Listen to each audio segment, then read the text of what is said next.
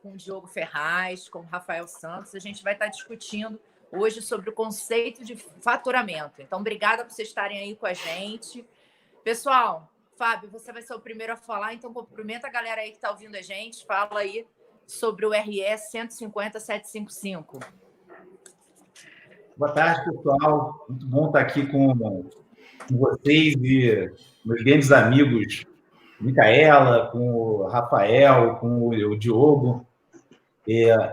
A gente sempre tenta, nesses nossos encontros, que serão semanais, todas as quartas, entre três times de tributaristas. Na próxima quarta, o nosso é o pior, né? A gente começa, sabe aquele jogador que está começando, a gente entra na preliminar. A próxima quarta-feira já é o Felipe Renault, o Ernesto Troll, a Bianca Xavier e o João Gasparino. Então, você vê, já sobe de nível, né?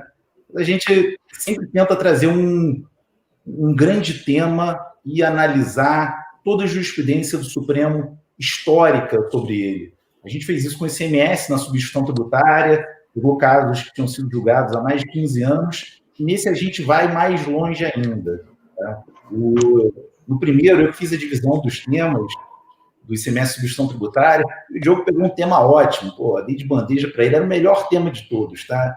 Aí agora nessa, ele pegou assim, para fazer a divisão, eu peguei o pior tema, peguei um RE que foi julgado em 1992. O pessoal que está em casa aqui, quem já não era nascido em 1992, manda um joinha aqui para a gente interagir com o pessoal de casa, com o público, com o espectador. Eu peguei o negócio de 1992, mal decorado o nome dos ministros daquela época, eu sabia, né? Mas aí fui estudar, e de fato, fora as brincadeiras, né? E a primeira lição que a gente fica, né? O fogo amigo às vezes é o mais perigoso, ele mata também. Então, depois de eu ter entendido dessa tarefa, eu fui estudar, fui tentar entender. De fato, é um acordo de 97 páginas, um acordo muito profundo e demonstra bem, na composição do Supremo Tribunal Federal daquela época, como votavam os ministros tentando advogar o tema deles. A gente tem duas grandes correntes, uma capitaneada pelo ministro Carlos Mário Veloso, que era o relator, que foi vencido junto com o ministro Marco Aurélio, nesse caso, e a outra capitaneada pelo ministro Sepúlveda Pertence. O ministro Sepúlveda Pertence capitaneou a corrente vencedora. E o que estava se discutindo ali em 1992? Estava se discutindo a relação entre o artigo 1º do parágrafo 2º do Decreto-Lei 1940 de 82, esse Decreto-Lei de 1940 de 82, porque criou o fim social. O fim social, digamos assim, foi o pai ou o avô da COFINS que a gente tem hoje. Então, para entender a COFINS que a gente tem hoje, a gente foi lá entender o primeiro julgamento em que o Supremo tentou delimitar a base de cálculo do fim social, que foi o antepassado da COFINS. Isso é muito importante porque, se a gente não entende o histórico, se a gente não entende o passado de determinado instituto, a gente nunca vai conseguir analisar o presente. Na filosofia, se a gente tentar ler os filósofos modernos, os filósofos contemporâneos, sem ter ouvido o que disseram Aristóteles, Platão e Sócrates, a gente nunca vai entender com perfeição. E a mesma coisa quando a gente estuda, e aqui no PJT, a gente estuda a formação dos precedentes no seio das cortes de vértice, e eu estou me referindo no Brasil ao Supremo Tribunal Federal e ao Superior Tribunal de Justiça, a gente tem que entender como se iniciou aquela discussão dentro do Supremo Tribunal Federal nesse caso. E eu convido os senhores para uma viagem ao ano de 1992. Naquele ano se discutia, então, a lei que criou o fim social, que é o Decreto-Lei 1940, de 82, e, no pós-Constituição Federal de 88, o artigo 28 da Lei 7738 de 99, que ela cria um novo fim social, digamos assim, sob a alíquota de 0,5% da Receita Bruta. A grande discussão era em torno das empresas exclusivamente prestadoras de serviço. E é importante a gente entender que o fim social, quando foi criado, lá em 1982, ele tinha 4 grandes incidências. 3 delas eram sobre a receita bruta de mercadorias, receita bruta de mercadorias, receita e rendas e receitas operacionais das instituições financeiras e receitas operacionais das seguradoras. Tá? A primeira delas das empresas de mercadorias, a segunda das instituições financeiras e a terceira das seguradoras. Essas todas incidiam sobre a receita bruta. A quarta delas incidia sobre um adicional de 5% do imposto de renda e era devido para as empresas que fossem exclusivamente prestadoras de serviço. Já nesse primeiro momento, teve uma grande celeuma, que foi levado a julgamento no Supremo Tribunal Federal. Olha, se a empresa não fosse exclusivamente prestadora de serviço, mas não fosse também exclusivamente de venda de mercadorias, ou seja, se ela vendesse mercadorias e prestasse serviços também, ela estaria sujeita ou não a esse fim social recém-criado. Essa discussão foi levada no judiciário, sobretudo pelas concessionárias de veículos. As concessionárias de veículos, elas vendiam os automóveis, só que também elas prestavam serviço de manutenção desses automóveis depois. Então, tinha uma venda de mercadoria do automóvel e tinha uma manutenção do automóvel, uma prestação de serviço. Essa discussão foi acesa no Supremo, só que acabou que o legislador ele modificou a primeira base de incidência da FIM social para colocar aqui, e ficou estranho até o texto, que ele falava que incidiria sobre a receita bruta de venda de mercadorias e de mercadorias e serviços. Então, essa primeira discussão foi aparada pelo Supremo Tribunal Federal. O que a gente via dentro do FIM social era que o legislador chamou de uma contribuição ao FIM social, e como a gente tem o COFINS hoje também, que é uma contribuição, mas que o Supremo Tribunal Federal, quando teve esse tema colocado à prova dentro do judiciário, disse que não se tratava de uma contribuição. O Supremo Tribunal Federal, no RE 103.778, e esse foi julgado em 18/9/1985. Então, olha só, dá um joinha aqui agora, quem não era nascido ainda em 1985, tá? Então, ainda agora, 1985, você está piorando cada vez mais. Porque, além de terem botado esse acordo de 1992, eles fazem remissão a penca de acordos anteriores. Então, para eu entender esse acordo de 1992, eu tive que ler os acordos anteriores também. O que é esse acordo do RE 103.778, que foi julgado em 1995? O que ele nos disse? Ele disse que as três primeiras incidências do FIM social, aquelas que eu me referia, uma de mercadorias, que depois foi de mercadorias e mercadorias e serviços, a segunda de empresas e instituições financeiras e a terceira de seguradoras, não se tratavam, em verdade, de contribuições. Se tratavam de impostos da competência residual do Supremo. Essa competência residual que a gente tem na Constituição Federal de 88, ela já existia na Constituição Federal de 1967. Então, essas três primeiras incidências se tratavam de uma contribuição, um imposto residual da competência dada pela Constituição Federal de 1967. A quarta delas seria um adicional de imposto de renda.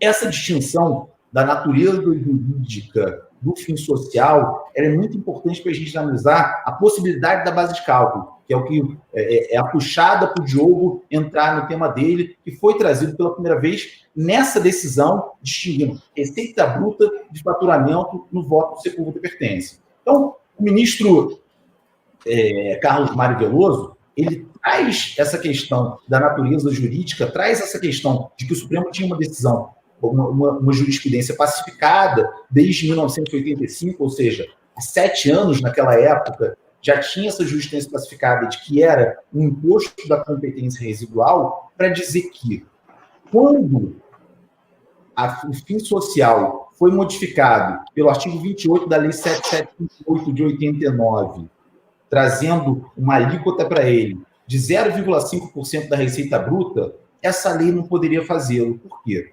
Os impostos de competência residual só podem ser criados pela Constituição Federal de 1967 e modificados, alterados, com base em lei complementar. Como a Lei 7738/89 era uma lei ordinária, essa lei não poderia ter criado essa nova exação ou então ter modificado um fim social que já havia anteriormente. Essa lei, tentando situar os senhores melhores, de forma mais clara nessa discussão, foi a lei que criou a CSL. O fim social foi o grande precursor, talvez, de uma tentativa, o meu amigo Ricardo Almeida chama de uma tentativa de se criar um IVA nacional aqui no Brasil. Um IVA nacional cumulativo, né? Uma base de incidência gigantesca e cumulativo. Talvez seja um grande problema dessa contribuição que tentou ser melhorado quando a gente fez, e aí muito mais recentemente, o PIS/COFINS não cumulativo. Então, com essa criação da CSL, em 1989, pela Lei 7758, a gente passa, se a gente entender que ambas eram condicionais, a ter o fim social incidindo sobre a receita bruta e passa a ter a CSL incidindo sobre o lucro. Para as empresas que eram exclusivamente prestadores de serviço, o fim social ele já era um adicional do imposto de renda. Então, por ser um adicional do imposto de renda, ele já incidia apenas sobre o lucro das empresas.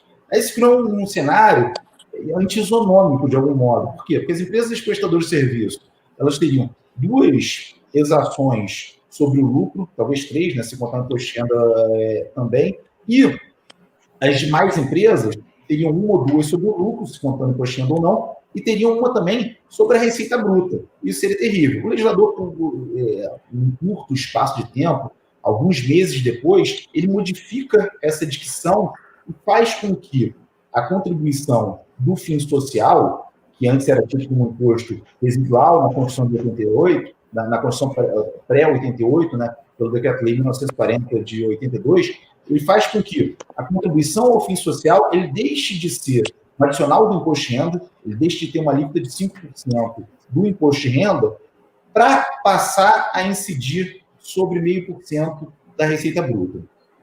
Então, é essa discussão, e o ministro Carlos Mário Veloso, o que ele diz que isso só poderia ser feito por lei complementar, ele tem também que é uma nova exação, uma exação diferente daquela do fim social que foi criado. Antes era um adicional de imposto de renda, ou então um imposto de competência residual, e aí passou a ser uma contribuição, teria passado a ser uma contribuição. Ela continuaria sendo um imposto residual ou um adicional de imposto de renda. O imposto residual ele não poderia ser criado por lei ordinária e o adicional de imposto de renda, uma curiosidade também, na redação original da Constituição Federal de 1988, o adicional de imposto de renda ele tinha competência privativa dos estados.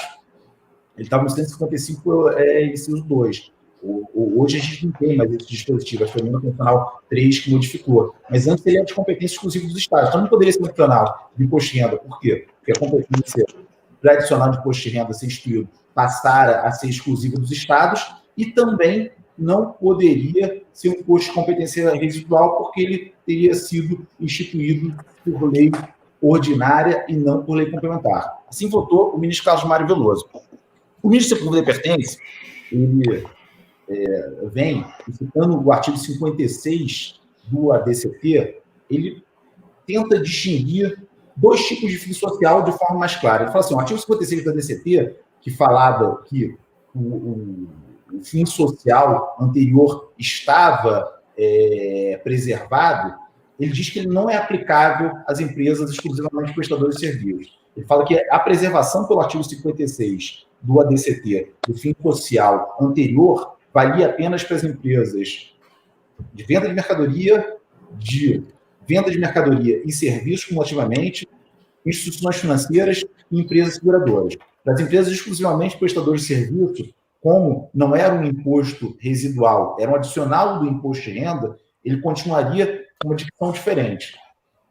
Por ser adicional de imposto de renda, mesmo tendo tido uma competência exclusiva dos estados para instituir o adicional de imposto de renda, o ministro da Cultura e Pertence fala que isso não importa. Por quê? O adicional de imposto de renda ele serve como um acessório ao imposto de renda.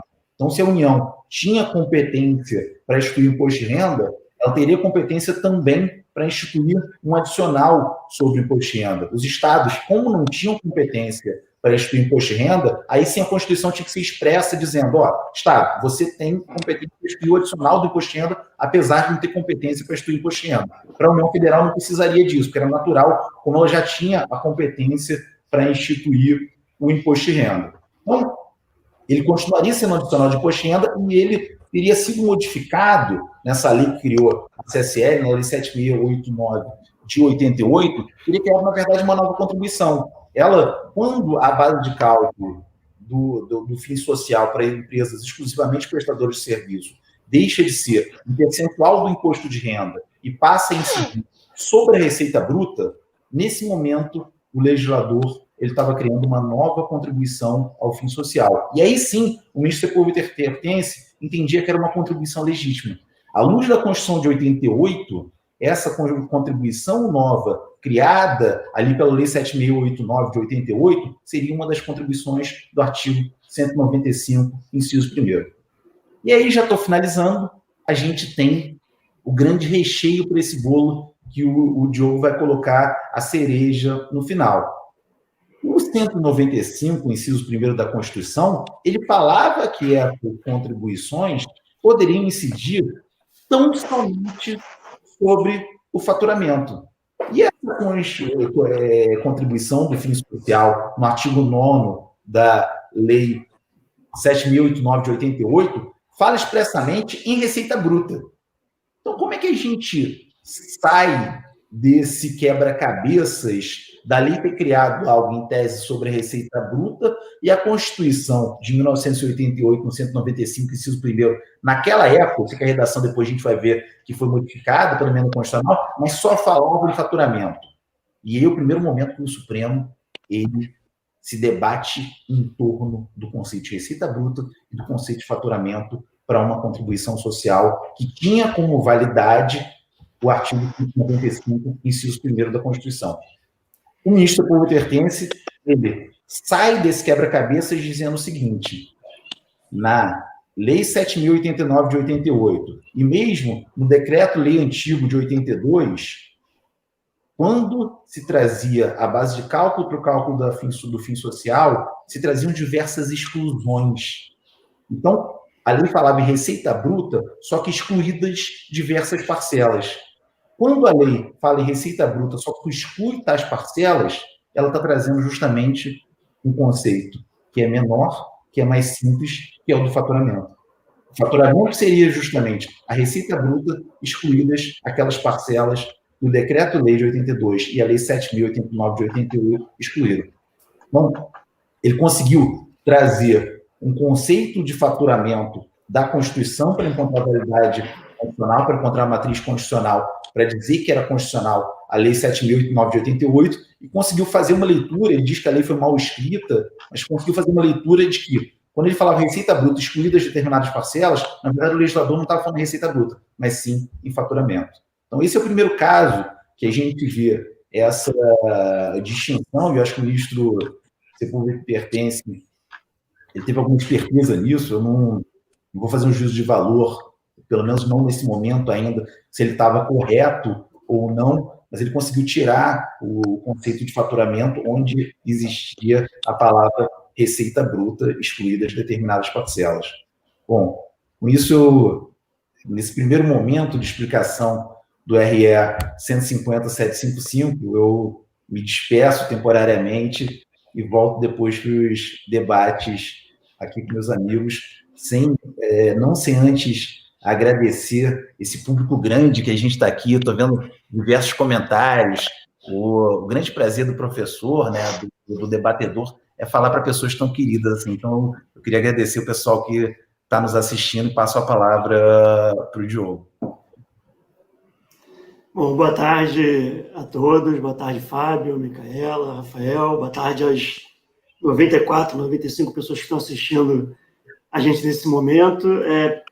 Primeiro, é uma felicidade de novo estar com vocês conversando sobre um tema super relevante, né? E aí eu sou meio suspeito, porque, como o Fábio falou, foi eu que sugeri esse tema para a gente debater. E eu quero deixar bem registrado que a distribuição dos acordos entre os expositores não foi aleatória. Tá? Eu gosto sempre de seguir critérios objetivos para evitar qualquer discussão sobre preferência, sobre tratamentos discriminatórios e tudo mais. E o que eu fiz foi atribuir a esses acordos mais antigos quem era contemporâneo a esses acordos mais antigos. E aí caiu, felizmente, no colo do Fábio, que fez uma exposição brilhante aí. Certamente ninguém conseguiria, até pela experiência de vivenciar na época essas coisas, né, lá em 80 e poucos, tudo mais, ninguém mais conseguiria retratar tão bem o que foi esse julgamento do RE 150.755, que foi realmente um marco, eu acho, no Supremo para a conceituação da expressão faturamento, especificamente no que se refere à incidência das contribuições de seguridade social. Tá? Passando para o meu assunto propriamente dito, eu vou tratar do julgamento que é célebre, que é clássico, que é base de diversos outros julgados do STF sobre PIS e COFINS, que é o julgamento da Lei 9718 de 98. Só para recapitular, a Lei 9718, ela procurou alargar exatamente esse conceito de faturamento que já tinha sido afirmado pelo STF, que já vinha constando da legislação infraconstitucional desde a época do fim social, e mesmo quando do nascimento da COFINS, com a Lei Complementar 70 de 91, que se referia a faturamento como a receita bruta da venda de mercadorias, da prestação de serviços ou da combinação de ambos. A 978, em substituição a esse conceito mais restrito, estabeleceu um conceito de faturamento que compreenderia toda e qualquer receita auferida pelas pessoas jurídicas, ou seja, se distanciando das receitas puramente de venda de mercadorias da prestação de serviços, para pegar todas as outras receitas, inclusive as receitas financeiras, que eram o grande ponto de divergência dos contribuintes que entraram com ações sobre esse assunto. É interessante fazer só uma cronologia rápida, porque esse acórdão se debruçou principalmente sobre o conceito de faturamento receita bruta, mas ele também teve algumas discussões acessórias ou paralelas que são super relevantes, porque a 978 incorreu numa situação extremamente atípica. A Lei 978 ela foi publicada em 28 de novembro de 98, falando que receita fazendo o PIS/COFINS incidir sobre faturamento, significando a receita bruta de toda a empresa, todas as receitas da empresa. Nesse momento, o artigo 195.1 da Constituição previa somente, como base de cálculo das contribuições de seguridade social, faturamento, folha de salários ou lucro, não falava em receita. 20 dias depois, em 16 de dezembro de 98, é publicada a Emenda Constitucional 20 de 98, que ela, sim, alterou o artigo 195.1 da Constituição para colocar, ao lado de faturamento, o vocábulo receitas. Então, a partir da Emenda Constitucional 20 de 98, passou a ser possível que as contribuições de seguridade social incidissem sobre faturamento ou sobre receitas que não fossem restritas ao faturamento propriamente dito. E para tornar um negócio um pouco mais picante, vamos dizer assim, o início da produção de efeitos da 9718, por conta da noventena, da anterioridade nonagesimal, só começou em 1º de fevereiro de 99, ou seja, depois da entrada em vigor da emenda 20 de 98. Ou seja, a 978 foi publicada em um momento em que a Constituição não falava em receitas, falava só em faturamento, mas ela começou a produzir efeitos em um momento em que a Constituição já falava em receitas e não só em faturamento. Isso fez com que 3 ministros entendessem que a 978 era constitucional porque ela teria sido recepcionada pela emenda 20 de 98.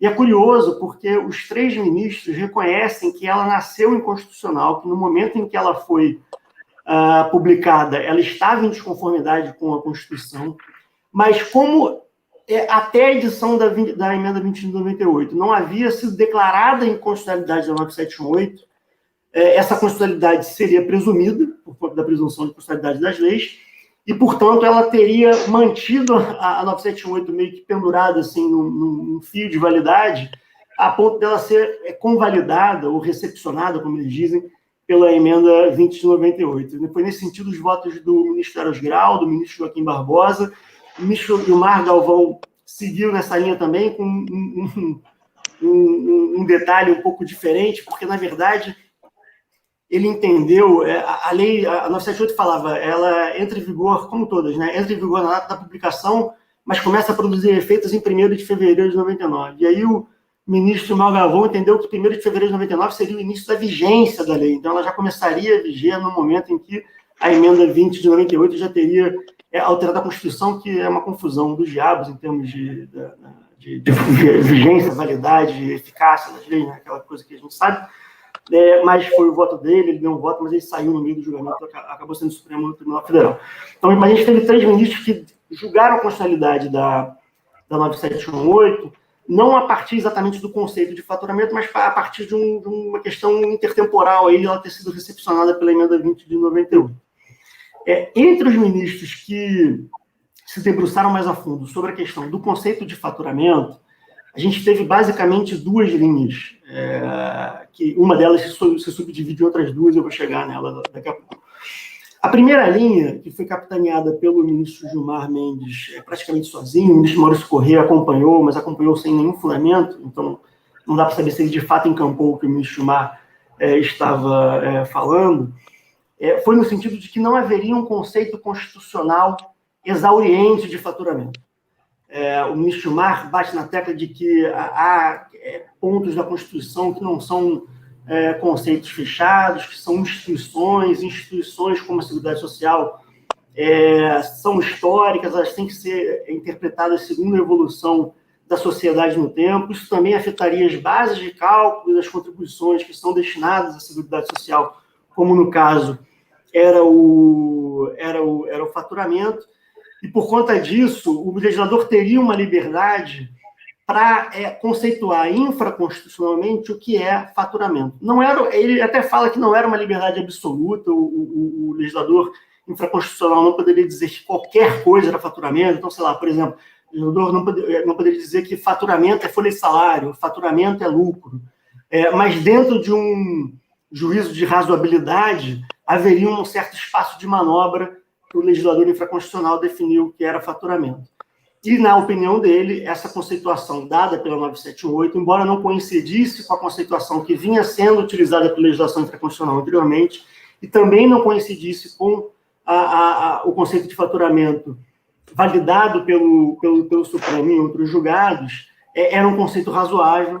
Então, ele entende que a 9718 nasceu válida. Ela não ultrapassou o conceito de faturamento, porque, segundo ele, de novo, não haveria um conceito absolutamente exauriente de faturamento na Constituição. Ele, nesse sentido, até menciona que a emenda constitucional 2098 teria tido uma função meramente expletiva. Ela não teria inaugurado nada novo, ela não teria concedido uma nova competência em termos de contribuições de seguridade social para a União. Ela, sim, teria explicitado que o legislador poderia conformar mais ou menos o conceito de faturamento.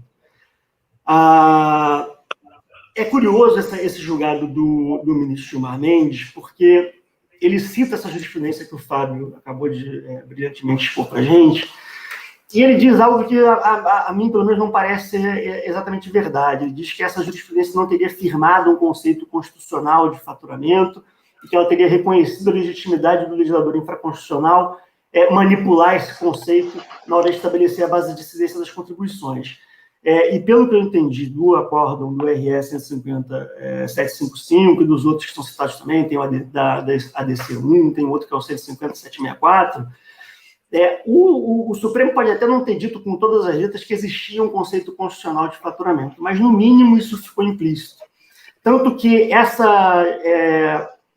essa interpretação que o Fábio bem descreveu do ministro Sepúlveda Pertence para dizer que a Receita Bruta que estava lá na lei de 88 era, no fim das contas, materialmente faturamento, foi uma interpretação conforme a Constituição. Então, o ministro Sepúlveda Pertence olhou para o vocábulo Receita Bruta, viu que, na verdade, por mais que estivesse sendo chamado de Receita Bruta materialmente na legislação infraconstitucional, ele estava pegando o que era faturamento e falou, não, então isso aqui está ok, porque eu estou interpretando Receita Bruta de acordo com a Constituição, e de acordo com a Constituição, essa materialidade de faturamento está de acordo com o conceito de faturamento que eu entendo mais adequado. Então, não acho que a leitura do ministro Gilmar Mendes sobre a jurisprudência da STF estivesse correta. Na outra linha de argumentação, veio o voto do ministro César Peluso e do ministro Marco Aurélio. O ministro Marco Aurélio até foi o redator para acórdão desse RE, eu estou falando aqui especificamente do RE, eu peguei como referência o RE 346.084, mas foram julgados outros 3 REs concomitantemente. O RE 358.273, 357.950 e 390.840. E aqui também tem uma peculiaridade no processamento. O Supremo, às vezes, é meio confuso na hora de processar o julgamento de vários acórdãos concomitantemente, né? Então, esse RE 346.084, ele começou a ser julgado em 2002, Teve um pedido de vista do ministro César Peluso, ele voltou para julgamento em 18 de maio de 2005, e em 18 de maio de 2005, o ministro Marco Aurélio, que era relator de outros 3 REs, trouxe os 3 REs para julgamento conjunto. E o voto do ministro Marco Aurélio acabou sendo como o voto condutor, mas, na verdade, nesse RE 346-084, que foi o que primeiro começou a ser julgado, a primeira divergência mais substanciosa foi do ministro César Peluso. Tá? E aí o ministro César Peluso, acompanhado de outros ministros, situa que sim, existe um conceito constitucional de faturamento. E ele começa essa fundamentação mencionando um entendimento que ele expôs na ADI 277, que é a ADI lá do ICMS, substituição tributária, que foi objeto da nossa outra live, como o Fábio falou. Porque no voto dele na ADI 2777, ele coloca a importância da base de cálculo para a conformação das competências tributárias. A Constituição Federal, na hora de definir a competência da União, de estados e municípios, em muitos casos ela usou, especificamente no caso das contribuições de seguridade social, ela usou a base de cálculo como referência, não exatamente o fato gerador. Então, isso para o ministro César Peluso revela o grau de importância que a base de cálculo, que a definição precisa da base de cálculo tem, porque se essa base de cálculo não tiver um conceito constitucional próprio, você está tornando vazia essa distribuição de competências que a Constituição faz, porque o legislador infraconstitucional de qualquer ente poderia dizer que faturamento é alguma coisa que está sobre a sua competência, ou que renda é alguma coisa que está sobre a sua competência, etc., etc. Mas ele reconhece também que a Constituição não explicitou qual seria o conceito. Ela não falou, considera faturamento isso e aquilo. E aí ele faz uma interpretação, uma construção bastante interessante, no sentido de que, a partir do momento em que a Constituição utiliza um vocábulo técnico que já é utilizado pela legislação prévia àquela Constituição, presume-se que a Constituição está incorporando o sentido previsto nessa legislação infraconstitucional pré-existente. E aí ele vai lá, ele faz um histórico desde o Código Comercial de 1850, passando pela lei das duplicatas, chegando até a lei das sociedades anônimas, para definir, repisar o conceito de faturamento que já tinha sido firmado pelo STF no RE 150.755, e dizer que, olha, faturamento é a receita proveniente da venda de mercadorias e da prestação de serviço. Só que mesmo o voto do ministro César Peluso, ele segue por um caminho que não foi muito explorado nos acordos anteriores do Supremo. E aí é que essa segunda linha de argumentação de que existe um conceito constitucional de faturamento se desdobra. Porque o ministro César Peluso, ele fala, em alguns momentos, que faturamento é a receita bruta da venda de mercadorias e da prestação de serviço, mas depois ele esclarece isso dizendo que, na verdade, é a receita proveniente das atividades típicas da empresa. Como se pegasse todas as receitas operacionais da empresa. Ele até faz, depois do voto dele, um esclarecimento, dizendo que se algumas empresas, ele se refere especificamente às instituições financeiras, tiverem por natureza receitas operacionais que sejam receitas financeiras, essas receitas financeiras, para essas empresas especificamente, constituiriam faturamento e seriam tributáveis pelo PIS e pela COFINS. Essa derivada aí que o ministro César Peluso acaba gerando um desdobramento que eu vou falar daqui a pouco, que é exatamente sobre o conceito de faturamento para as instituições financeiras. De outro lado, ainda dentro dessa linha de que existe um conceito constitucional de faturamento, vem o ministro Marco Aurélio, o ministro Carlos Veloso, o ministro Celso de Mello, o próprio ministro Eros Grau fala isso, o próprio ministro Ilmar Galvão também falam que esse conceito constitucional de faturamento existe, mas ele é mais restrito do que esse do ministro César Peluso, porque ele se restringe à receita da venda de mercadorias e da prestação de serviço. Na hora que o César Peluso faz aquele esclarecimento que eu mencionei, o Marco Aurélio até diz, ministro, não vamos entrar no mérito de o que é faturamento para cada atividade, a gente tem que se concentrar no processo subjetivo que está aqui em julgamento, a gente está em um RE, no caso era uma concessionária de veículos também, como o Fábio falou que era bastante comum. Então vamos focar aqui no que é o conceito histórico de faturamento na jurisprudência do Supremo, que é a receita da venda de mercadorias e de serviços. E isso é o que prevalece, pelo menos em termos numéricos, essa foi a linha que teve mais votos. A gente teve 5 ministros seguindo esse conceito de faturamento, Mar Galvão, Marco Aurélio, Carlos Veloso, Celso de Mello e Eros Grau, ainda que o Mar Galvão e Eros Grau tenham seguido pela constitucionalidade da lei por conta daquela questão de recepção pela emenda 2098. Pelo esse faturamento um pouco mais amplo, talvez, a gente tem o César Peluso, principalmente. O Sepúlveda pertence, ele reprisa, obviamente, o conceito que ele definiu lá no RS 15755, mas ele também chama isso de receita operacional em algumas passagens. E o Carlos Azevedo Brito também fala que a receita da venda de mercadorias e serviços é, assim entendida, a receita das atividades da empresa. Ele cita lá que vai ficar excluído o que for aplicação financeira, o que for em royalties, esse tipo de coisa. E quem não se pronuncia sobre isso é o ministro Gilmar Mendes e o ministro Maurício Corrêa, mas, de alguma forma, a gente tem aí uma posição na 718 de que o conceito de faturamento é constitucional, ele vem de uma presunção de constitucionalização dos conceitos da legislação infraconstitucional pré-existente e que ele, em princípio, é restrito às receitas da venda de mercadorias e da prestação de serviço.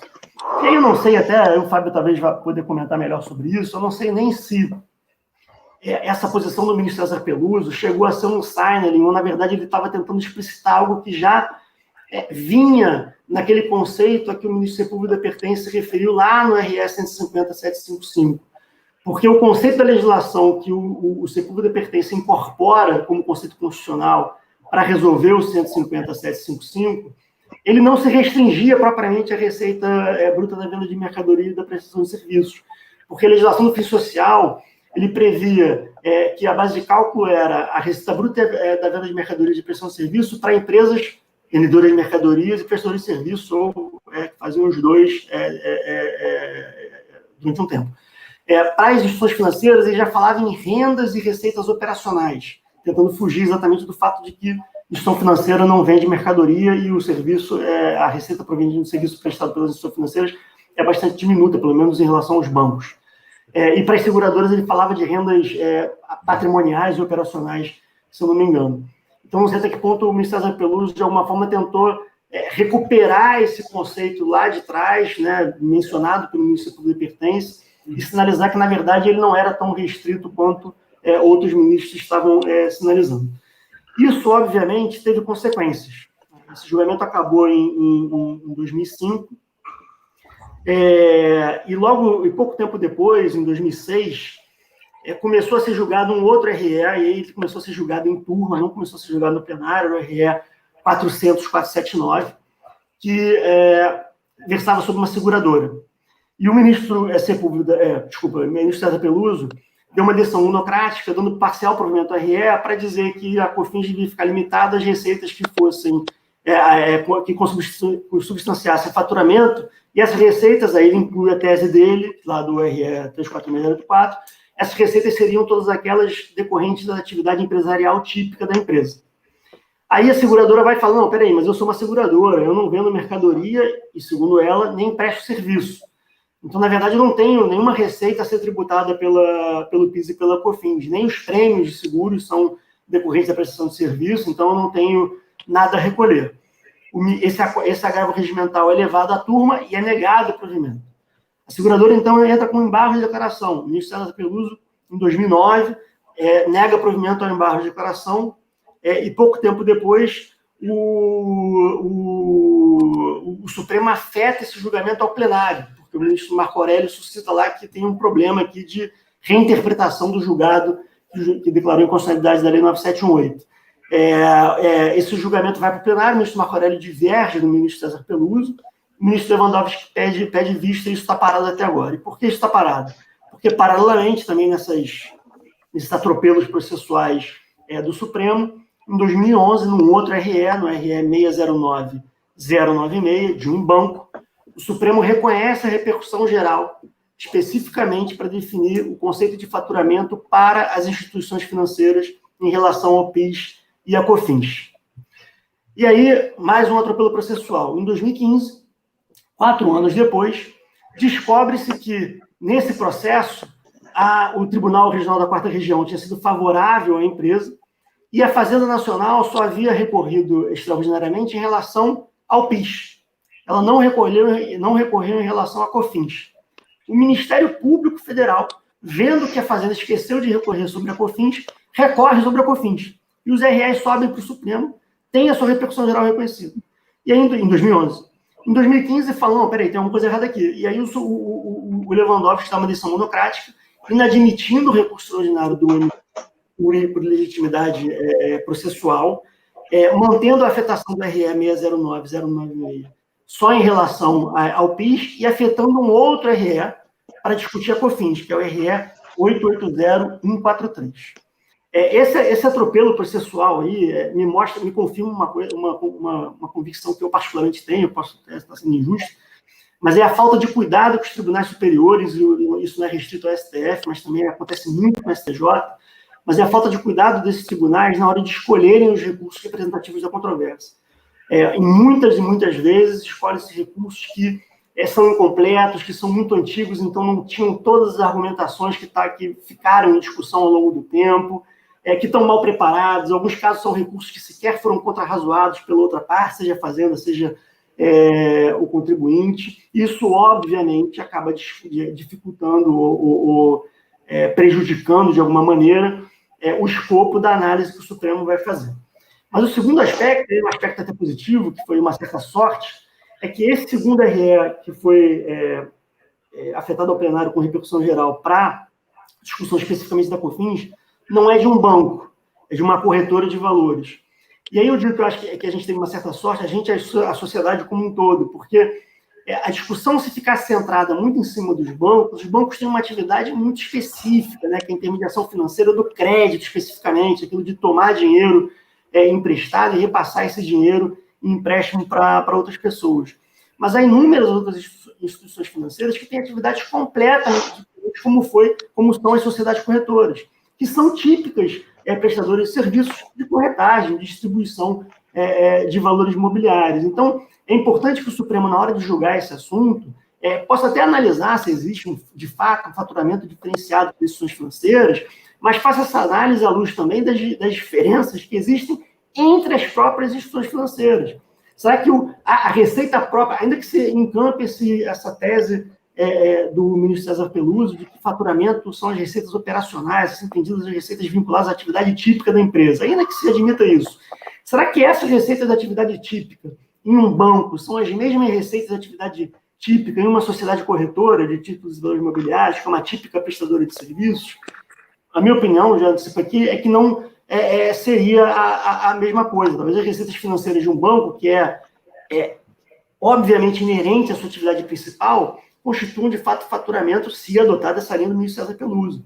Mas a receita financeira de uma prestadora de serviço como as sociedades corretoras é a receita financeira de uma prestadora de serviço como os escritórios de advocacia, que também podem fazer investimento. Mas a corretora ganha muito mais dinheiro com a aplicação financeira porque sabe investir melhor do que o escritório de advocacia. É óbvio, né? Assim como o escritório ganha dinheiro com honorários advocatícios, a corretora, obviamente, não, porque não é a sua atividade. Então, esse desdobramento ainda está para ser julgado, não tem nem previsão de pauta.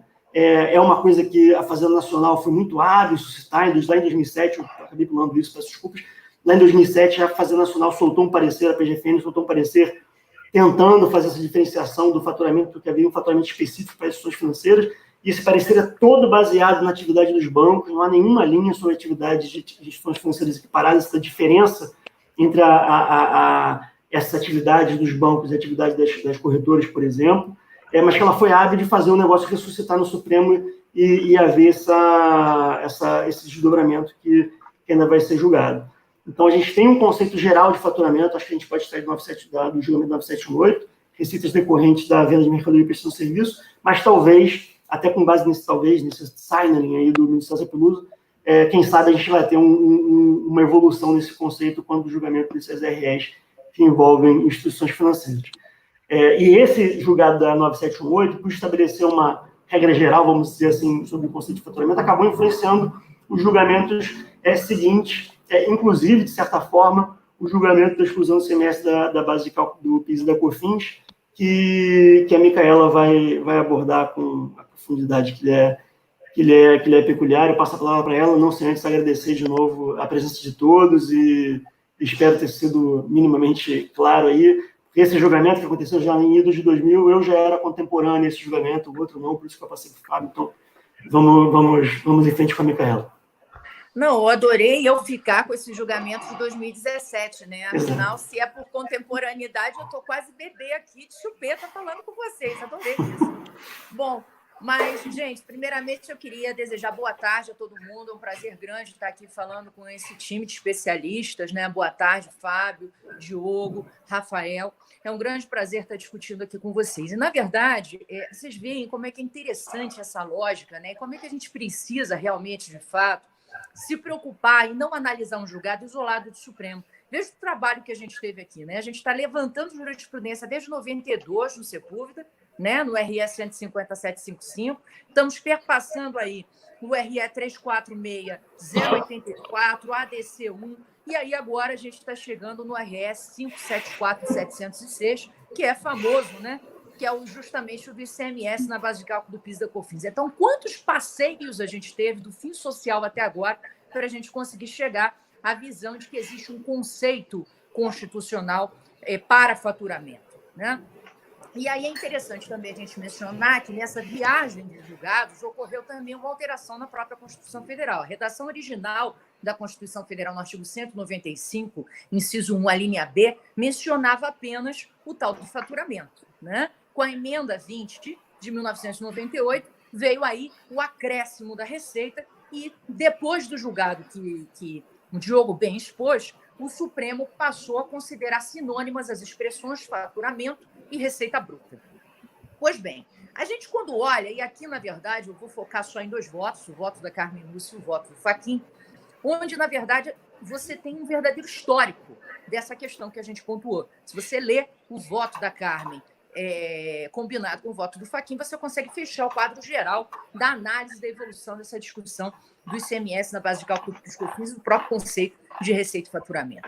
Veja que antes desse RE 574.706, que eu vou relatar para vocês, que tem repercussão geral e ainda não acabou seu julgamento em razão da oposição dos embargos de declaração pela Fazenda Nacional, não só requerendo modulação, mas também requerendo que se analisasse, que se indicasse que ICMS é esse que não pode estar na base de cálculo do PIS da COFINS, se será o ICMS da nota, destacado na nota, ou se será o ICMS efetivamente pago. Ele estava pautado para o dia 1º de abril, pasmem, mas acabou saindo em razão de toda essa pandemia que nós estamos, e graças a Deus ainda não voltou à pauta, vamos aguardar o que vai acontecer.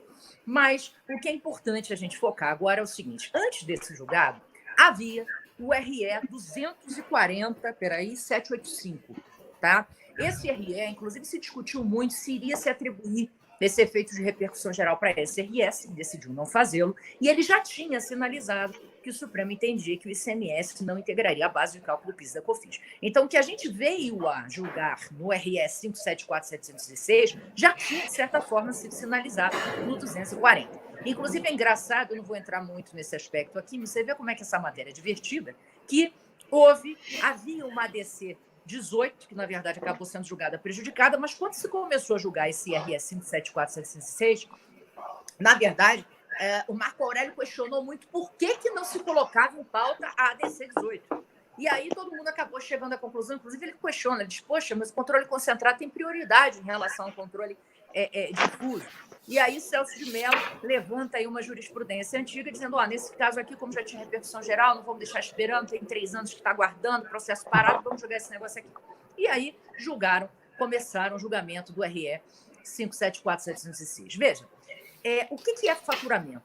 Faturamento é sinônimo de receita. Tá, que diabo é isso, né? A grande discussão aqui para fins do ICMS, estar ou não incluindo na base, ela tem que ver com a concepção de receita. Se receita é um ingresso ou se receita gera um efetivo acréscimo patrimonial.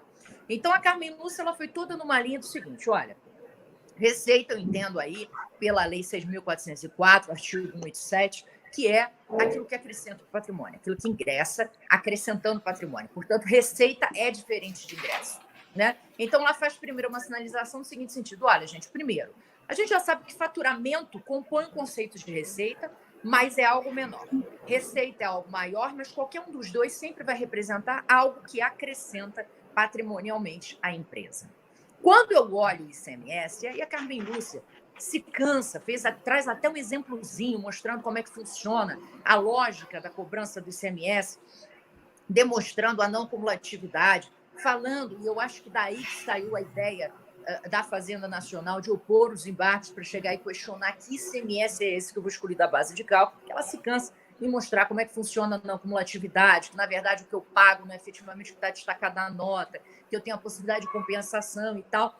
Mas, no final do voto dela, apesar dela fazer toda esta digressão, ela deixa muito clara a seguinte expressão, entre aspas: todo o ICMS não se encontra na definição do conceito de faturamento.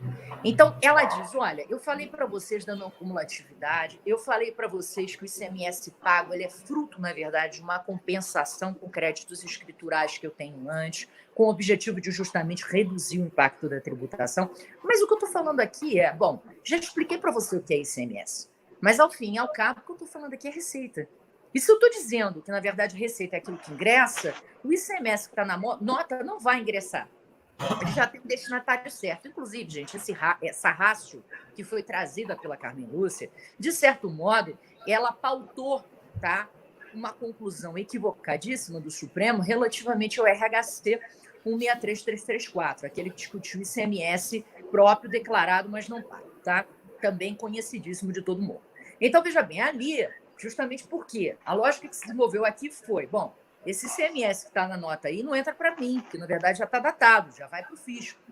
E o ponto que eu quero chamar a atenção é que muita gente diz, mas a Carmen Lúcia falou do sistema de escrituração, né? Daí que a Fazenda tirou a lógica de questionar, não, mas peraí, que ICMS você está falando, né, Carmen Lúcia? É o que está destacado na nota ou é o efetivamente pago? Mas se você for ler o acordo inteiro até o final, você vai ver claramente que ela diz, olha, eu expliquei toda essa história, tá? Mas, ao fim e ao cabo, o que me interessa é dizer para você que todo o ICMS, não interessa a sistemática de compensação, é todo o ICMS que não integra a base de cálculo do PIS e COFINS, tá? Então, assim, ela desenvolve esse raciocínio para dizer, bom, faturamento é aquilo que ingressa, é aquilo que acresce. E eu entendo que o ICMS, por não acrescentar, por ser um mero ingresso, por não gerar um aumento do patrimônio, não comporia o conceito de receita, de faturamento, consequentemente, estaria excluído da base do PIS e da COFINS. No meu entender, ela ali estava muito claramente se referindo ao ICMS destacado na nota, apesar de toda a digressão que ela fez explicando como é que funcionava na acumulatividade do ICMS. Bom, pois bem, aí a gente vai para aqui, Fachin, que é o primeiro voto divergente, e que, na realidade, nesse julgado, que foi decidido por maioria, a gente só teve 3 divergências, que foi justamente o Fachin, o Toffoli e o Gilmar Mendes, que já era, na verdade, divergente sobre esse tema há muito tempo, desde o RE 240, ele já vinha seguindo uma linha que é que eu vou explicar agora. O que o Fachin fala? O Fachin diz o seguinte, olha só, a gente tem que ter cuidado de não confundir faturamento com lucro, né? Faturamento é tudo aquilo que ingressa. Agora, a gente tem custos que fazem parte da operação, tá? E que, na verdade, se eu for abater e me preocupar com isso, eu vou estar me chegando mais ao conceito de lucro e confundindo o conceito de lucro com o conceito de faturamento. Então, o Fachin ele vem muito na lógica de que o conceito constitucional de faturamento é aquilo que a empresa recebe, tá? Não mais necessariamente vinculado, mas ele fala muito disso, tá? Da receita de venda e prestação de serviço. A gente sabe que depois da visão da EC20 de 98, a gente já tem uma similitude, portanto, eu posso tributar a receita financeira por PIS/COFINS, eu posso tributar a receita de prêmio, eu posso tributar receita de aluguel, então passo a poder tributar todas essas receitas, porque houve uma amplitude maior ao conceito antes dado pela Constituição originariamente, desde 1988, e Fachin vem falando isso, ele diz, olha só, a receita é aquilo que eu recebo pela venda de mercadorias ou prestações de serviço. E, naturalmente, está incluído nesse conceito ICMS. O ICMS é um custo indireto, né? É um tributo indireto. Então, na verdade, eu tirar o ICMS da base, eu não vou estar respeitando o conceito de faturamento. Eu vou querer equiparar o conceito de faturamento ao conceito de lucro, o que não é o ideal. Portanto, ele traz a visão, concordando com a exposição do ministro Gilmar, justamente porque o Gilmar ele vem num receio muito forte, que foi reproduzido aqui também, que já tinha sido sinalizado no 240, no sentido de que, peraí, gente, se a gente começar a ficar olhando repercussão econômica e tal, a gente vai começar a trazer, bom, exatamente o que o Rafael vai falar em breve para vocês, as teses filhotes, né? Se eu não posso ter ICMS na base de cálculo PIS/COFINS, eu vou poder ter PIS/COFINS na base do PIS/COFINS e ISS na base do PIS/COFINS. E por aí nós vamos alegremente discutindo tudo isso. Então, assim, ele sinaliza esse ponto, ele diz, bom, a gente vai estar começando a confundir os conceitos. Então, na visão do Fachin, ele entende que você trazer essa questão de, bom, tributo é da parte, não, tributo é custo. Na verdade, ele entrou na minha nota, ele está lá registrado, e eu vou considerar aquilo como faturamento. E aí vejo que o raciocínio dele, eu acho isso interessante também, para a gente poder matar um pouco aquela discussão que vem sido bastante desenvolvida, né, em razão de soluções de consulta que saíram da Receita, parecer, o caramba, 4, relativamente à interpretação desse julgado, é justamente o seguinte, ele falou, a nota, né, o ICMS compõe a Receita em razão, está lá na nota, está exposto, e é custo dentro daquela receita. Então, ele está dentro da receita. Então, veja que, novamente, inclusive a corrente divergente está levando em consideração a lógica da nota. Não está levando em consideração a lógica da liquidez, do encontro de contas. Né? Porque, de fato, isso não tem nada a ver com PIS e COFINS. A lógica para fins de PIS e COFINS é saber se, efetivamente, aquele custo do ICMS vai integrar o conceito de receita ou não vai integrar. Essa é a discussão que a gente está fazendo. E que custo do ICMS? É aquele que você sinaliza na nota. Tá? Então, você vai ver que em todos os demais, o Gilmar fala a mesma coisa, o Toffoli fala a mesma coisa, inclusive divergentes, e a outra questão com a Carmen Lúcia segue a mesma linha adotada pela Carmen Lúcia, que, apesar de ter explicado todo este conceito, como eu mencionei para vocês, de como funciona a não cumulatividade do PIS, do ICMS, perdão, ela leva em conta claramente que todo o ICMS, que é aquele que vai estar destacado na nota, é efetivamente aquilo que deve ser extirpado. Então, o que a gente tem hoje, na verdade, é uma decisão que entendeu que o ICMS, no meu sentido, da nota fiscal, não deve integrar a base de cálculo do PIS e da COFINS, porque se considera que aquilo ali não integra o conceito de receita. Né? Aquilo ali seria uma receita que iria diretamente para o fisco estadual. Atente-se, fez-se a distinção entre receita e ingresso. Então, para Carmen Lúcia, isso representaria um ingresso que não teria o carimbo de receita, por isso não estaria na base. Diferentemente da visão de Fachin, que falou, não, isso para mim é tudo receita, se você tirar ele da receita, você está falando de lucro, consequentemente não vamos entrar nessa discussão, para mim integra sim e deveria estar na base. Inclusive, é interessante pontuar que quando é feito esse julgamento, estava sendo firmado no STJ um entendimento absolutamente contrário a esse que foi fixado pelo STF.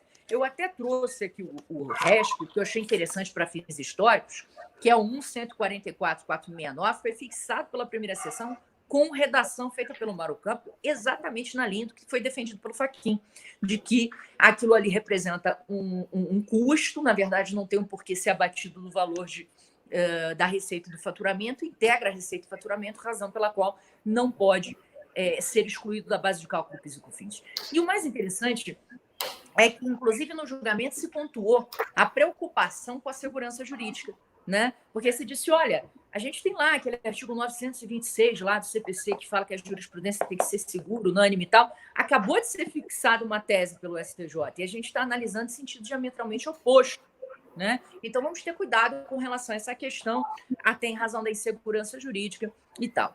E, resumindo a história, ao fim e ao cabo, que a gente tem hoje, apesar de não saber como é que vai funcionar, se a gente tem modulação ou não, é o conceito de receita, faturamento, no sentido de que, de fato, não se incluiria o ICMS, porque ele não representa nenhum acréscimo patrimonial, e sim mero ingresso, e estamos aguardando para ver a partir de quando essa decisão vai valer efetivamente. E aí, para isso, eu vou passar a palavra agora para o Rafael, que vai trazer para vocês aquelas teses filhotes que já surgem em razão do próprio medo já apontado pelo Gilmar relativamente a essa questão. Bom, gente, boa tarde. É uma alegria estar aqui. Boa tarde a todos. Boa tarde, Micaela. Boa tarde ao Fábio, ao Diogo. E o tema que me coube aqui, seguindo o racional exposto pelo Diogo, já que o Fábio ficou com o acórdão mais antigo, eu fiquei aqui incumbido de falar das teses filhotes, já que eu sou o caçula do grupo. Então, mas antes disso, eu gostaria só de puxar um gancho em relação ao que a Micaela falou, que é o seguinte, de fato, como a Micaela bem disse, o STF, o acórdão da Carmen Lúcia, é muito claro de que o que deve ser excluído da base de cálculo do PIS e COFINS é o ICMS destacado. E aí, é curioso que, recentemente, eu tive um caso julgado aqui no TRF da 2ª Região, pela 4ª turma, que o acórdão ele não mencionou essa questão. Eu opus embargo de declaração, inclusive fiz referência à solução de consulta COSIT 13 de 2018.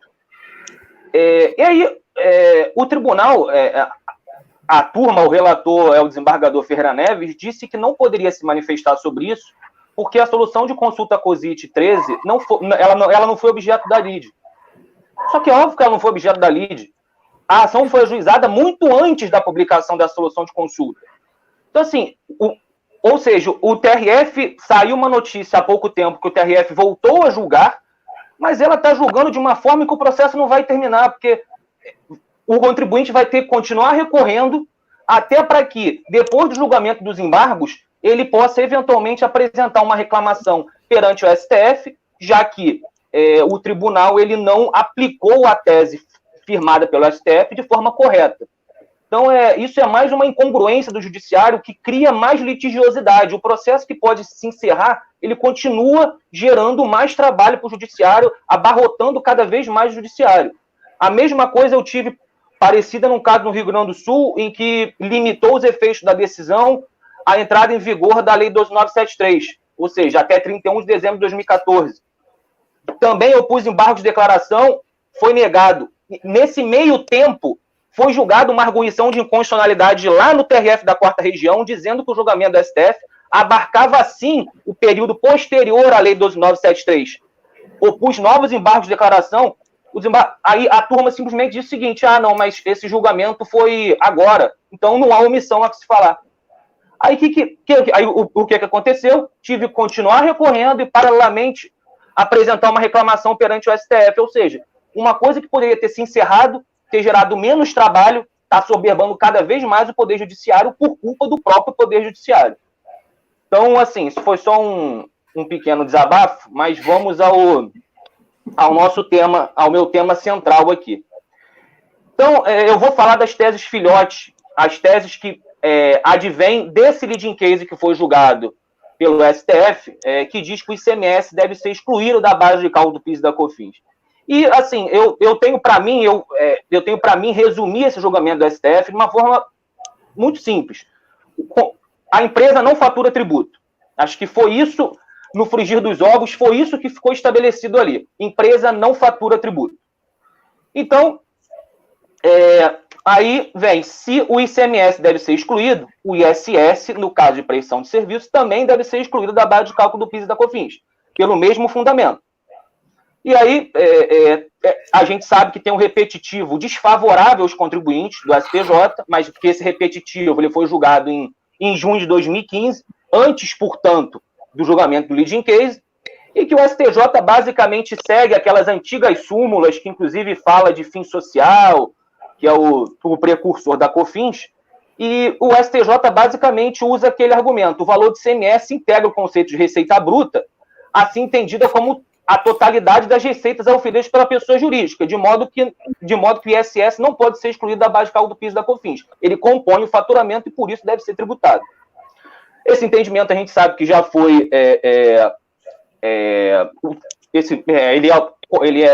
ele é ultrapassado. Em julgamentos mais recentes do próprio STJ, ele continua seguindo esse repetitivo, mas alguns ministros, e salvo engano, inclusive a Helena Costa, ela mostra um certo desconforto. Ela fala o seguinte, eu não queria, mas eu tenho que seguir o repetitivo do STJ.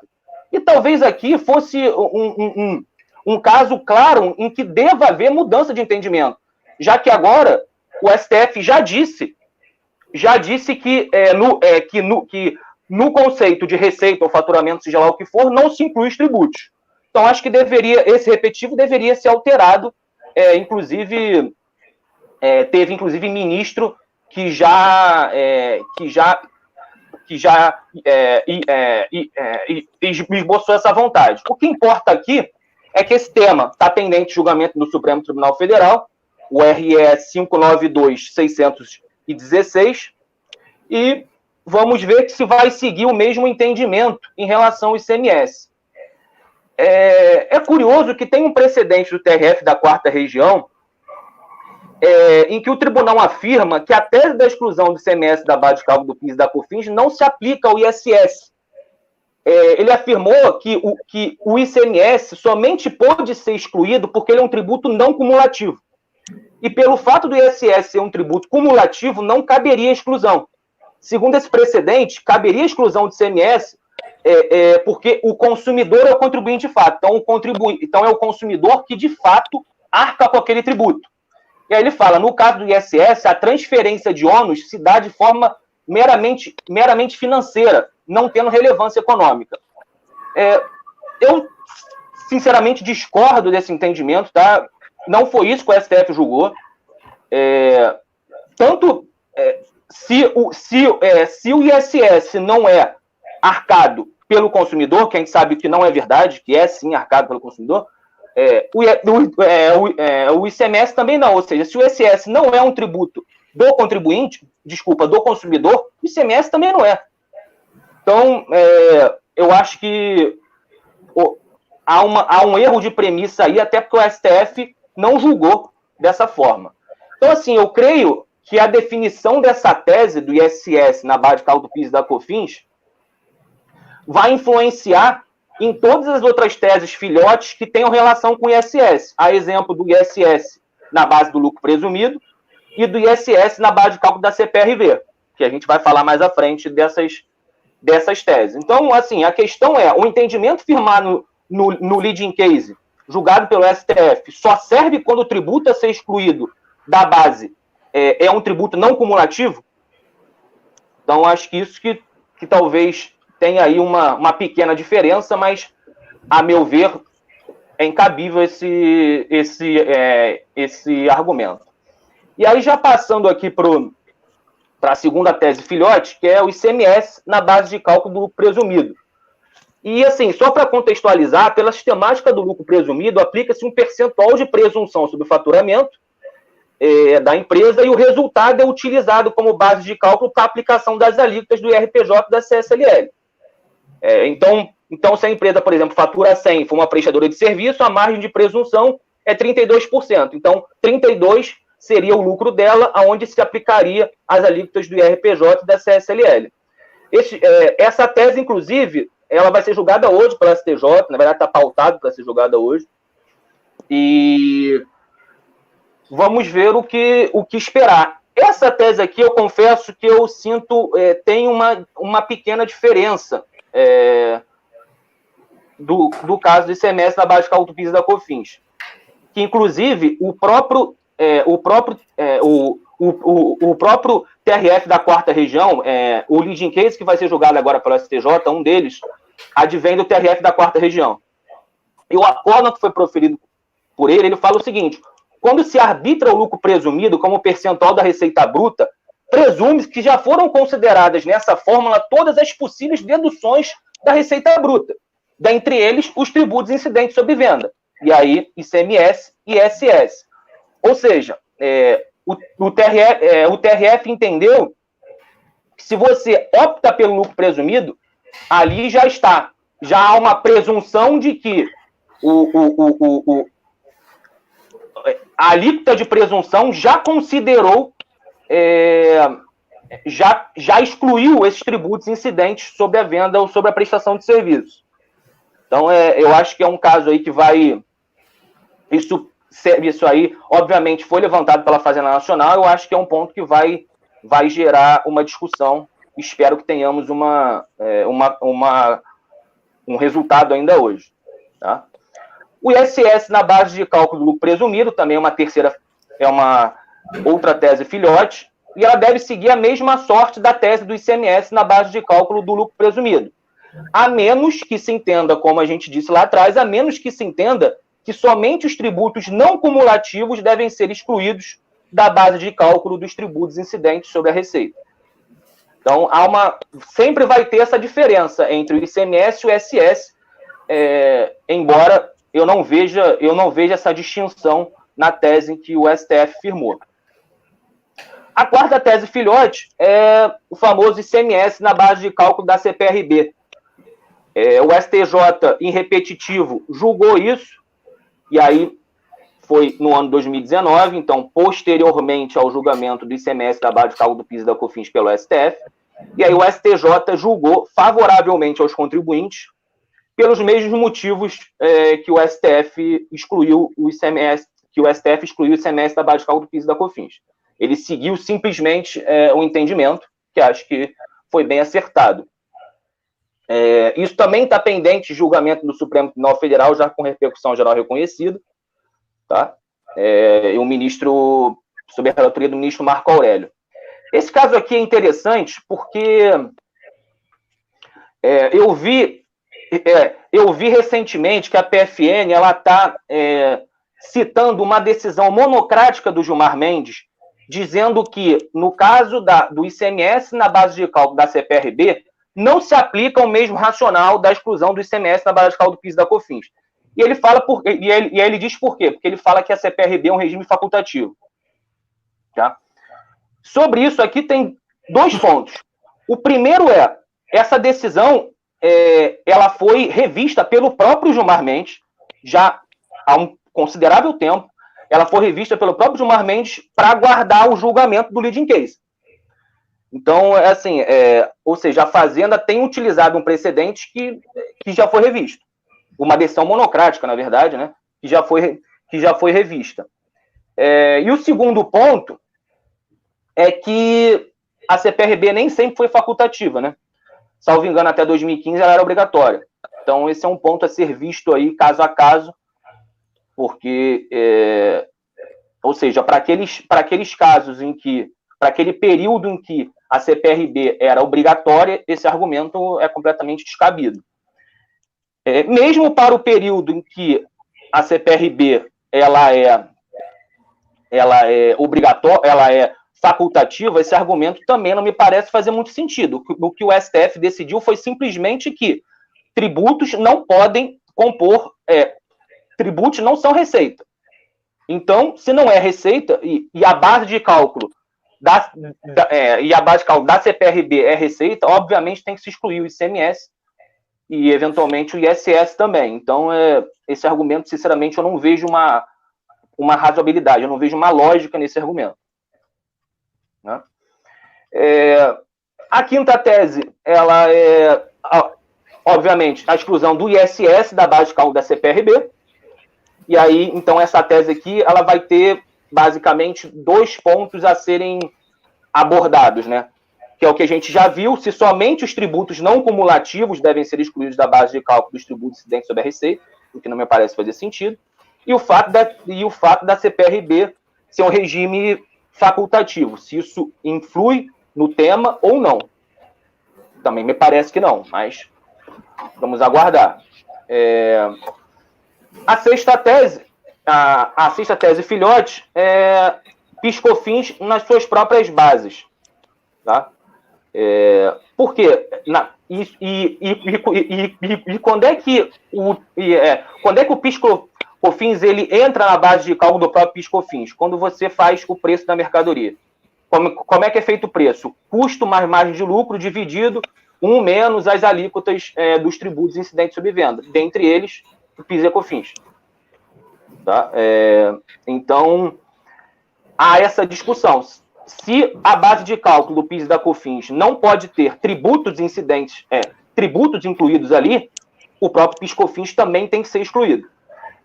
Isso, inclusive, foi levantado pelo próprio ministro Gilmar Mendes, no julgamento daquele RE 240, eu não me recordo exatamente o número, mas naquele RE que foi julgado antes desse que teve repercussão geral reconhecida. Ele falou, se a gente vai excluir o ICMS, por que também não excluir o ISS, não excluir a própria COFINS da base? Então, o próprio Gilmar Mendes, embora o voto dele tenha sido desfavorável aos contribuintes, ele mesmo já dá deixa. Se a gente entender aqui que o ICMS deve ser excluído, PIS e COFINS também vai ter que ser excluído da própria base. Tá? Isso também está pendente de julgamento no Supremo com repercussão geral. Eu não vou ficar falando aqui os números, que são muitos recursos, eu acho que foi cansativo, mas se vocês quiserem, é só pedir.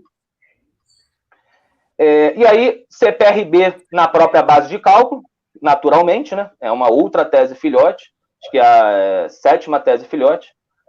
Também a expectativa é que siga a mesma sorte da tese do ICMS, desculpa, do PIS/COFINS na própria base.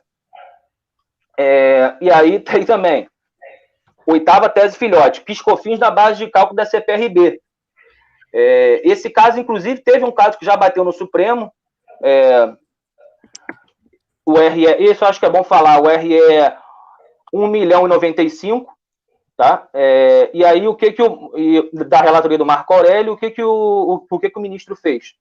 Mandou o processo baixar para o TRF para que fique sobreestado até que seja julgado a tese relacionada ao ICMS na base de cálculo da CPRB, porque ele disse que a questão é muito similar, então que vai se aplicar o mesmo racional. Então, é bom ficar atento a isso, porque, ou seja, o ministro Marco Aurélio já disse que a tese da exclusão do ICMS da base de cálculo da CPRB vai influir diretamente na tese da exclusão do PIS/COFINS da base de cálculo da CPRB. E a última tese, naturalmente, é CPRB da base de cálculo do PIS e da COFINS. Você excluir a CPRB da base de cálculo do PIS e da COFINS, que vai seguir a mesma sorte das outras teses. Vou fazer assim. Então, enfim, vamos aí aguardar esse número grandes aí de teses filhotes. Vamos aguardar para ver qual vai ser o posicionamento dos tribunais superiores. E agora eu volto a palavra para a Micaela, que é a nossa capitã aqui. Obrigada, Rafael. Excelente explanação. Eu queria passar agora a palavra para Diogo, porque ele tinha uma pergunta para fazer para o Fábio. A minha pergunta, Fábio, era sobre a posição do Peluso, de que o faturamento não se restringiria só à receita bruta da venda de mercadoria ou da prestação de serviços, mas sim compreenderia todas as receitas decorrentes da atividade empresarial típica e tal. Se você vê isso como um sign, já que você é estudioso da teoria de precedência, eu queria ver se você acha que isso é um sign, ou se, na verdade, isso ele está retomando, quem sabe, um conceito que já existia lá no fim social e que foi objeto do RS 150, 755. Não sei se a gente vai estar recuperando algo do passado ou é uma sinalização de algo novo para o futuro. Bom, obrigado pela pergunta, Diogo. Eu tenho a impressão que ele está resgatando um conceito do Sepúlveda de Pertence do RE 150, 755.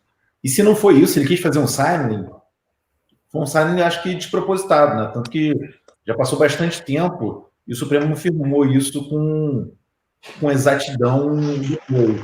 Porque um dos grandes elementos para um signing bem utilizado é você logo em seguida ter essa mudança de jurisprudência. Então, logo em seguida, você chegar ao ponto que você quis sinalizar para o jurisdicionado e para os demais tribunais, ou então para os seus pares ministros ali. Eu acho que eles vêm delimitando essa base de cálculo do fim social, inicialmente, e da COFINS posteriormente. Mas acho que eles fazem isso de forma muito casuística. Eles vão tentando aproveitar algumas leis que não foram feitas da melhor forma para preservar algumas vezes, e outras vezes eles têm mais rigor, como tiveram no julgamento da 9718. Eu acho que, por mais que a gente tente ver esse histórico completo dos últimos 30 anos, 32 anos, não, 92, 28 anos, né? 28 anos de jurisprudência do Supremo Tribunal Federal, eu me ressinto ainda de ver uma linha mais clara no julgamento e na delimitação da base de cálculo. Eu acho que eles são muito casuísticos, eu acho que tem um casuísmo muito grande, assim, sabe?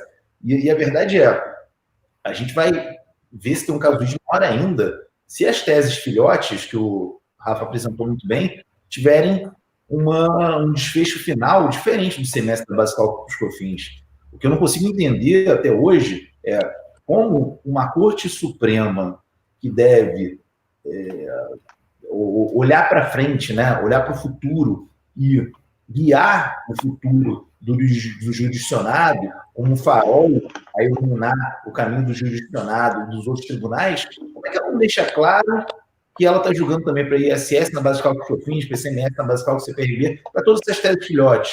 O que falta para o Supremo colocar em pauta todos esses processos juntos?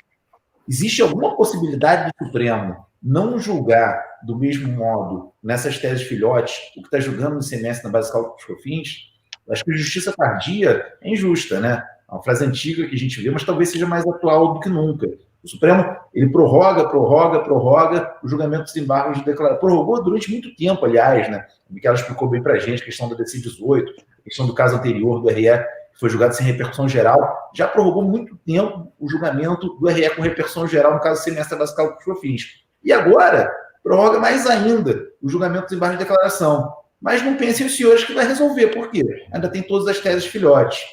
Eu acho que eu não entendo muito bem qual é a lógica do Supremo por trás desse casuísmo. Não sei se tem algum outro interesse.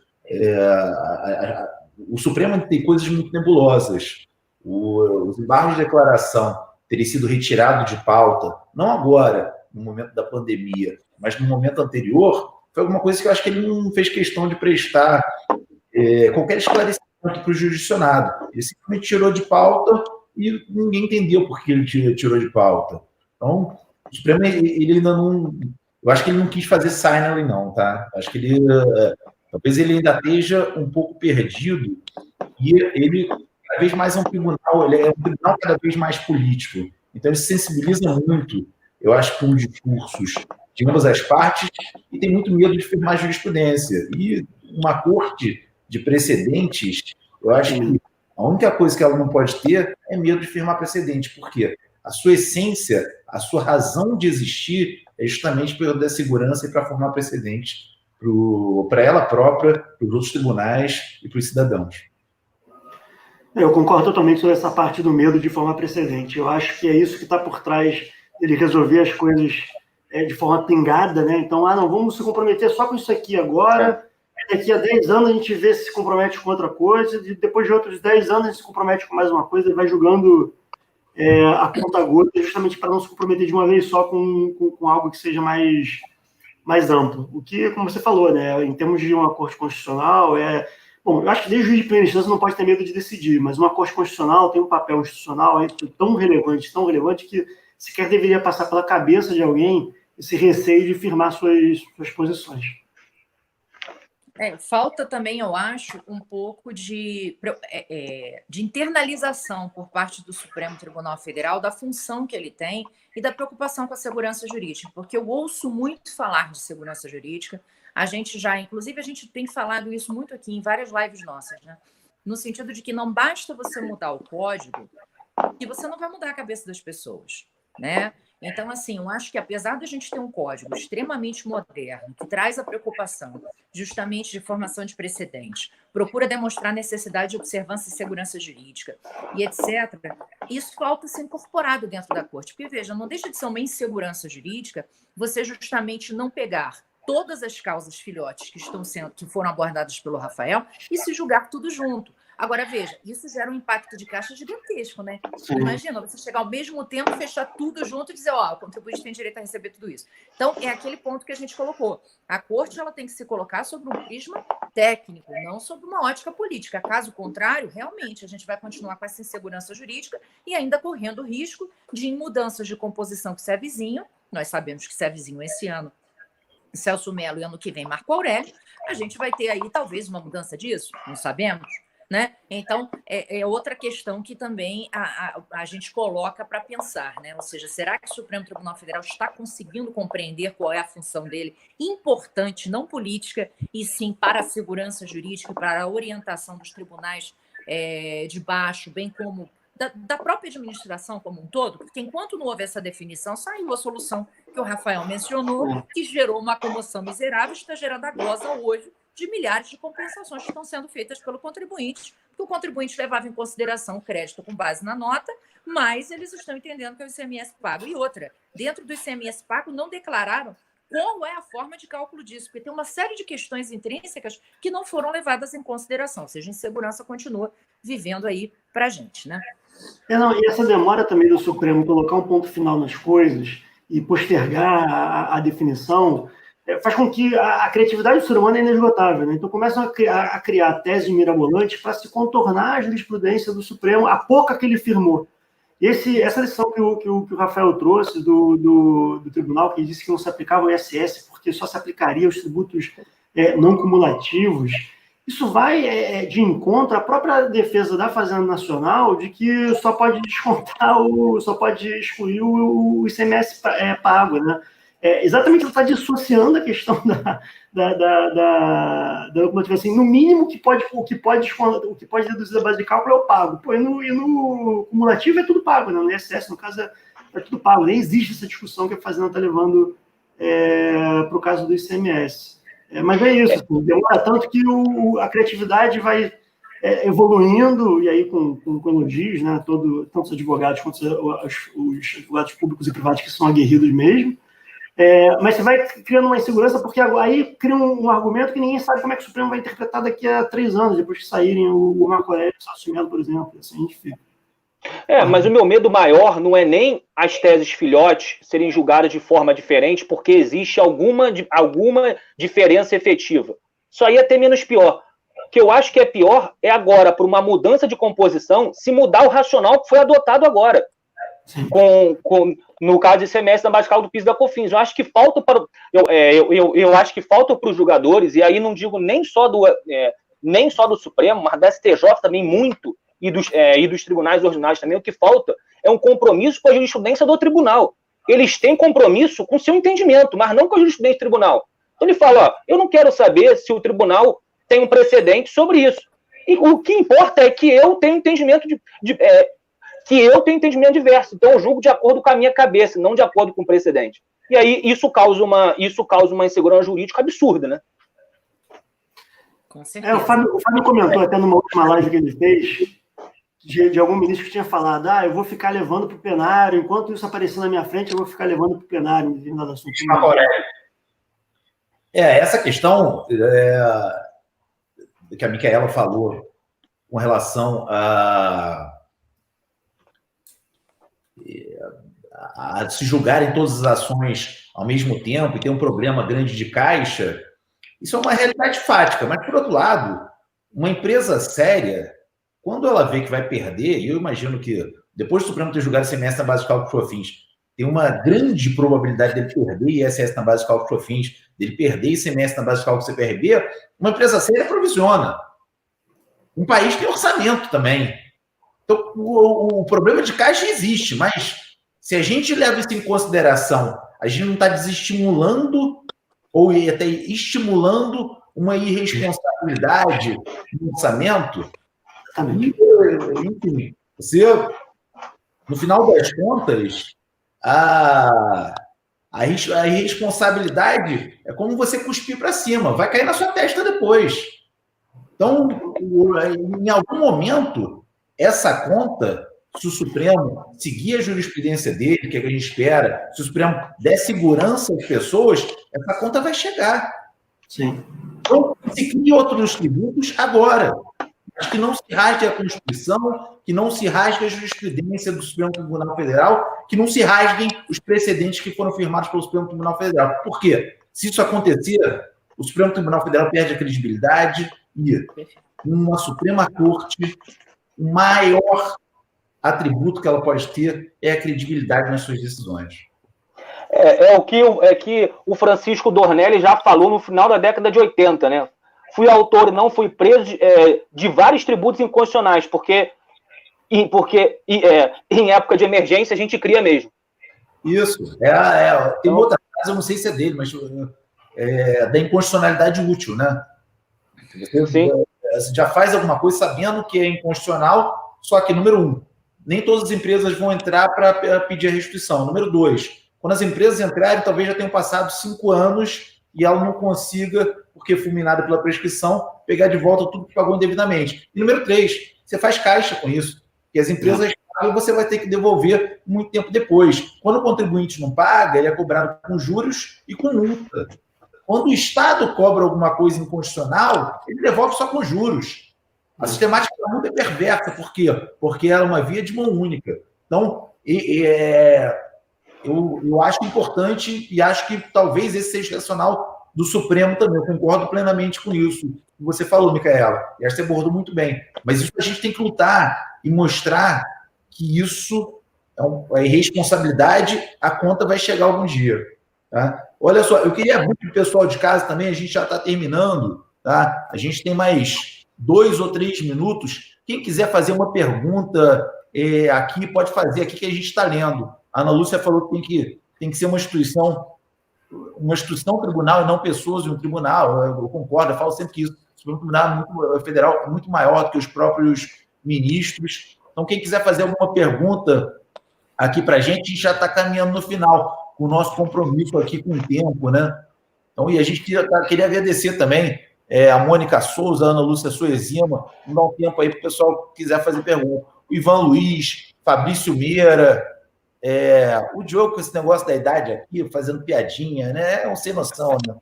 Eu vou olhar para a cara dele, vou mostrar a identidade que eu vou mostrar. Pô, olha o cara, pô. Então, todo mundo está vendo aí. Tá passando vergonha, né? Agradecer a Camila Barbosa, o Tributário Todo Dia, a Ana Carolina Fragoso, o blog que eu mais colho opiniões e que vejo coisas na internet hoje muito interessantes, sempre com artigo. Por falar em artigo, tem um artigo muito bom sobre esse tema que a gente tratou hoje, dessa idiosincrasia em termos do julgamento do semestre da base de cálculo que eu fiz, em termos do enfrentamento da base de cálculo da COFINS, do meu amigo querido, procurador fazenda, Daniel Giotti. É um artigo que está no Jota. Se o Daniel Giotti estiver aí assistindo, ele pode botar o link. Então, se alguém tiver o link desse artigo no Jota, é muito bom. Tá? Helena Garcia, nossa aluna querida, aluna e hoje professora, né? Tiago Castro, Gustavo Brigagão, nosso presidente na BDF, grande doutrinador, Jefferson Joel, Pedro Alexandre, Paulo Coimbra, professor lá de Minas Gerais, Patrícia Rodrigues, Manuel Gonçalves, meu pai, ó. Família.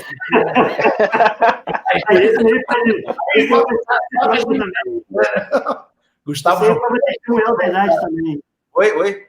Esse aí pode dar prova testemunhal da idade também. Não precisa mostrar a identidade, não. Vou voltar com isso agora. O Gustavo Junqueira, professor da PUC, da Santiago, do Dula, da Globo, enfim. Muita gente querida aqui assistindo, tá? Então, como não tem nenhuma pergunta, vocês querem falar alguma coisa ou a gente pode encerrar? Pois é, vamos caminhar para o encerramento, agradecendo, né, a todo mundo aqui pela presença. Eu já vou passar a palavra para vocês, eu só vou me despedir rápido, dizendo o seguinte: amanhã tem live com Fábio Fraga e Chueire, mas será no Instagram. Então, não deixem de nos acompanhar meio de meia. Foi um prazer imenso estar com vocês aqui. Eu vou passar a palavra para cada um de vocês e se despedindo, tá, Fábio? Beijo grande, gente. Beijo, pessoal. Muito feliz de estar aqui com vocês. Amanhã eu espero reencontrá-los à 12h30 na live que eu vou fazer com o Luiz Eduardo Chueire, professor da USP. O meu editorial de lives é sempre às quintas-feiras, com um professor de fora do Rio de Janeiro, analisando um caso julgado ou a ser julgado dentro da doutrina que a gente criou aqui no PJT, que é a primeira escola de estudo de precedentes em direito tributário do Brasil. Amanhã o professor Luiz Eduardo Chueire vai bater um papo comigo sobre os julgamentos que provavelmente virão aí no STJ. Tem diversos casos para serem julgados, casos em turma ainda, não tem nenhum recurso efetivo, mas sobre a questão do preço de transferência, a IN versus a lei. A lei 9430 versus a nossa IN 243. Se a IN extrapolou o que dizia a lei, se não extrapolou, enfim, por causa de hierarquia das normas. Enfim, obrigado por estar aqui. É sempre um prazer estar com a Micaela, com o Rafael e com o Diogo, que são amigos queridos e com quem eu aprendo sempre muito. Bom, gente, obrigado também a todos que assistiram, aos meus amigos, Micaela, Fábio, Rafael. É bom que a gente vai se entrosando cada vez mais nesse sistema virtual, né? A gente já sabe bater papo muito, já sabe muito bater papo pessoalmente, né? Mas agora virtualmente também a gente vai pegando jeito cada vez mais. Não vejo a hora de ter a próxima aí com vocês. E boa tarde a todos. Bom, boa tarde, pessoal. Muito obrigado. Obrigado, Micaela. Obrigado ao Fábio. Obrigado ao Diogo. Só dizer que aqui ficou faltando o Luciano, né? Ficou faltando o Luciano, fez falta, mas em breve ele estará conosco novamente. Um beijo, pessoal. Tchau. Bom, pessoal, beijo grande. Até a próxima. Acompanhe a gente aí nas mídias e não deixe de acompanhar amanhã, 12h30, a live no Instagram. Tchau.